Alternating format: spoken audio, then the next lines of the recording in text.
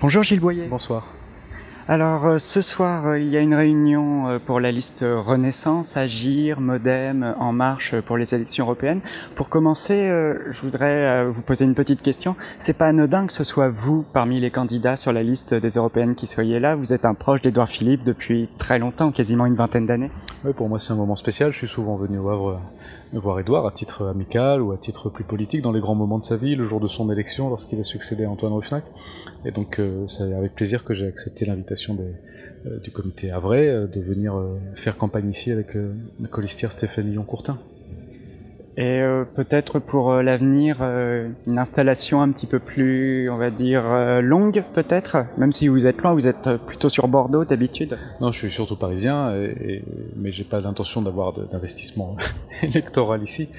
Mais on fait campagne partout en France en ce moment pour présenter nos idées, notre projet et les enjeux de cette élection. Je serai d'ailleurs à Mont-Saint-Aignan, à côté de Rouen demain, et on continue de battre le terrain. Alors, pour revenir un petit peu sur vous, vous êtes un ancien Les Républicains, vous avez été de la campagne de François Fillon avant ses déboires judiciaires. Depuis, vous êtes sans étiquette et vous êtes sur la liste qu'on connaît surtout pour son étiquette En Marche. Vous avez rejoint En Marche, vous êtes proche de ce mouvement ? Alors, je suis adhérent à aucun parti politique et on a constitué une liste de large rassemblement. Il y a des membres de La République En Marche, vous l'avez dit, il y a des membres du Modem, il y a des membres d'Agir, il y a aussi des écologistes et des gens comme moi qui sont sans étiquette.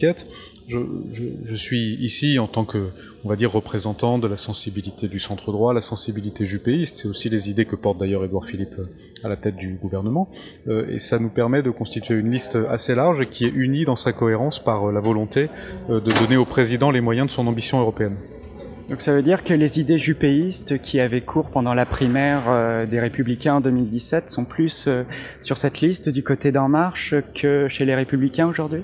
Je crois que oui, enfin l'électorat du centre droit soutient dans sa majorité la politique du gouvernement, et beaucoup d'électeurs d'Alain Juppé lors de la primaire ont voté pour Emmanuel Macron dès le premier tour de la présidentielle. Donc dans ce centre droit qui s'est retrouvé un petit peu bouleversé, chamboulé par les changements politiques de la présidentielle, on retrouve ce nouveau clivage lors des élections européennes. Alain Juppé lui-même a dit qu'il se reconnaissait tout à fait dans le projet européen d'Emmanuel Macron, et des personnalités comme Jean-Pierre Raffarin aussi. Donc on a bien vu que ces européennes étaient une occasion de recomposition politique. Et pour la réunion de ce soir, donc en vue des élections européennes, l'Europe, la nécessité d'avancer. Avancer vers quoi? Qu'est-ce que vous allez dire ce soir? Qu'est-ce qui va se dire lors de cette réunion?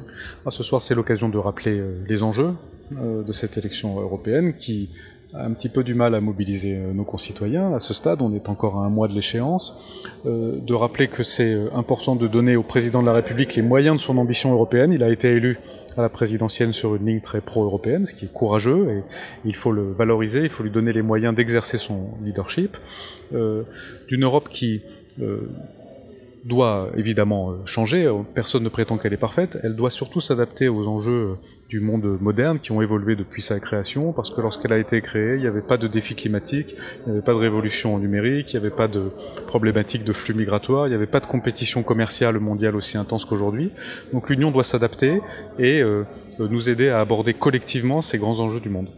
Justement, collectivement, Emmanuel Macron, donc le président de la République En Marche, vous l'avez dit, a été élu sur une thématique, enfin sur une ligne très pro-européenne, mais la France, au sein des 27-28 pays de l'Union, ça dépendra de l'Union, du Royaume-Uni, la France seule ne peut pas faire de réforme. Il faudra trouver des alliances. Est-ce que la France est suivie sur les thématiques qui sont défendues lors de cette élection européenne? Aujourd'hui, Emmanuel Macron est le leader politique le plus attaqué par ceux qui veulent déconstruire l'Europe. C'est bien la preuve qu'il a pris une forme de leadership parmi ceux qui veulent au contraire poursuivre, renforcer l'intégration européenne.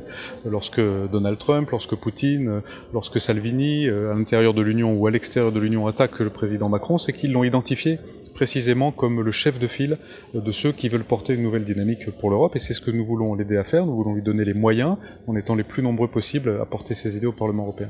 Eh bien, merci Gilles Boyer. Merci à vous.